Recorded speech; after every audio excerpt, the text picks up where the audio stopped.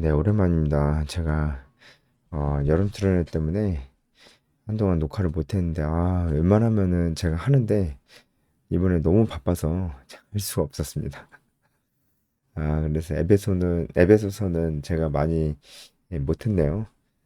맨 마지막 장의 맨 마지막이라도 이렇게 해설을 할 수 있게 돼서 또 좋은 것 같습니다. 저도 사실 이 해설 공부하고 또 영상 찍으면서 저 나름대로 더 많이 공부하게 되고 되는 것도 있고요. 많이 기억하게 되고 또 많이 묵상하게 되거든요. 이 마지막을 이렇게 또 마무리할 수 있어서 참 좋은 것 같습니다. 에베소서 오늘 마지막입니다. 우리가 흔히 알고 있는 전신갑주에 대한 얘기가 나오는데 어떤 뜻인지 봤으면 좋겠습니다. 쭉 넘어가세요. 14절부터 전신갑주에 대한 얘기가 나오는데 여러분도 딱 보시면 알겠지만 군인이 이렇게 그 무장을 하는 그런 장면 혹은 이제 무장을 다 갖추고 있는 그런 장면이 좀 생각이 나죠. 14절 보면은 진리로 허리띠를 띠라고 합니다.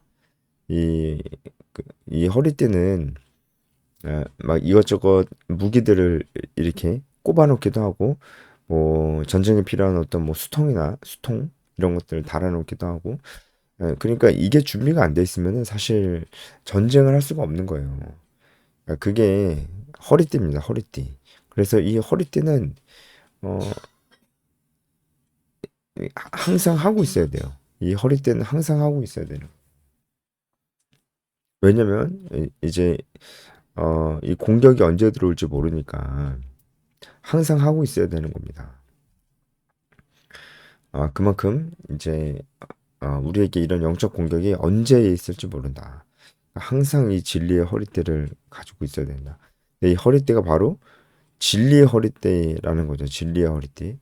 우리 감정에 기반을 두는 것이 아니고 이 진리의 말씀에 기반을 두어서 우리가 어, 이런 싸워야 된다는 거죠. 우리 모든 죄의 유혹과 이제 그런 것들과 우리가 싸워야 되는데 이 말씀으로 싸운다는 거죠. 말씀으로.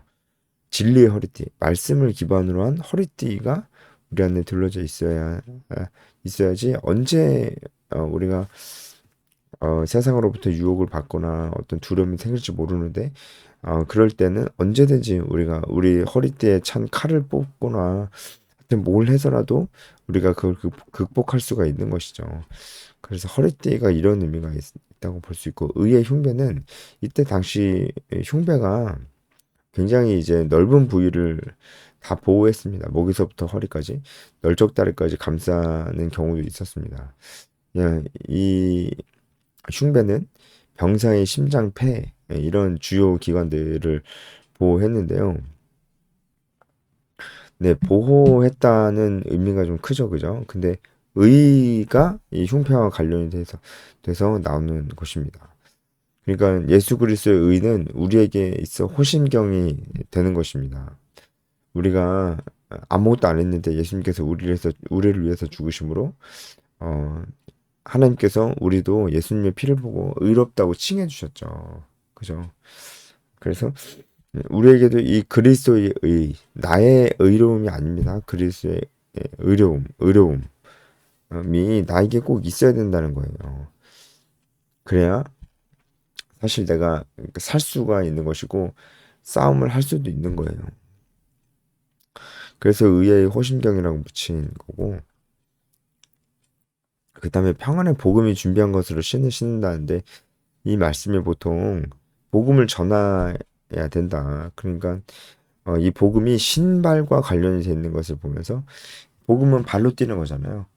이렇게 복음을 전해야 된다. 이렇게 많이 보는데 사실 이 말씀을 원어적으로 보면은 어 복음은 그 자체가 전하러 다녀야 되는 거니까 신으로 비유한 것이다. 라기보다는 어 이것이 그 성도들에게 안전한 신발이 된다라고 하는 거예요.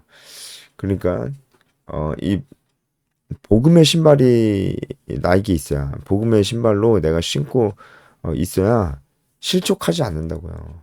우리가 실족한다는 표현 쓰잖아요. 우리가 이 복음의 신으로 무장하고 있어야 실족하지 않을 수가 있는 것입니다. 예, 그런 의미로 쓰였고 모든 것 위에 믿음의 방패. 여기서 방패는 굉장히 큰 방패입니다.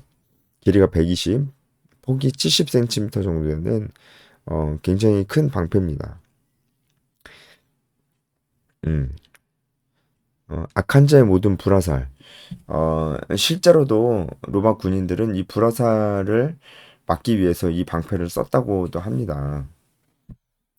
그러니까 악한 자의 불화살이 언제 날라올지 모르잖아요. 이 불화살은 뭘까요? 악한 자가 날리는 어떤 두려움의 어떤 종류일 수 있습니다.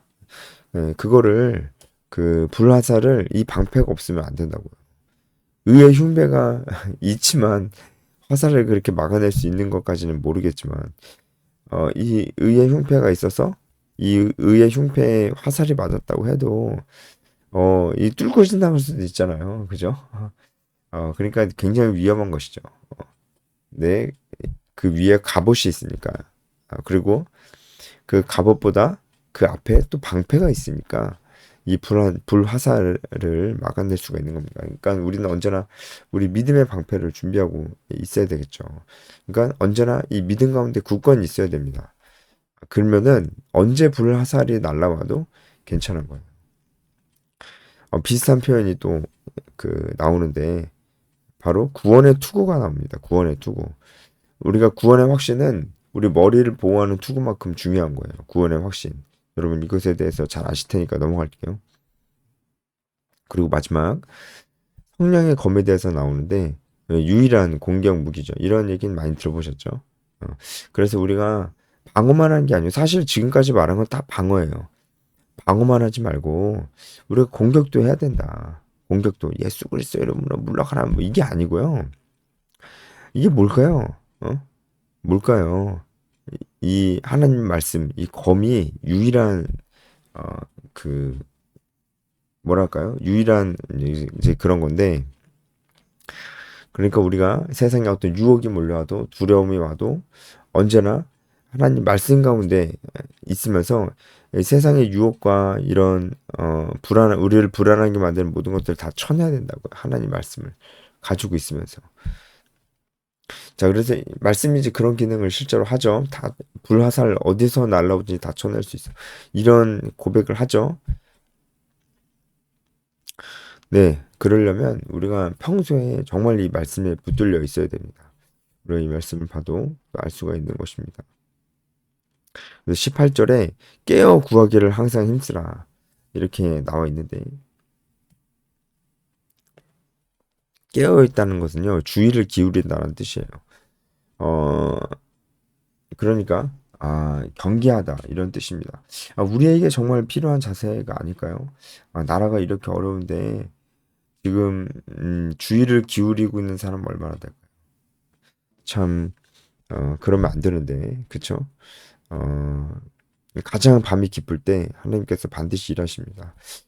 오늘 마지막으로 이렇게 전신갑주에 대한 이야기 같이 봤습니다. 여기까지 하겠습니다.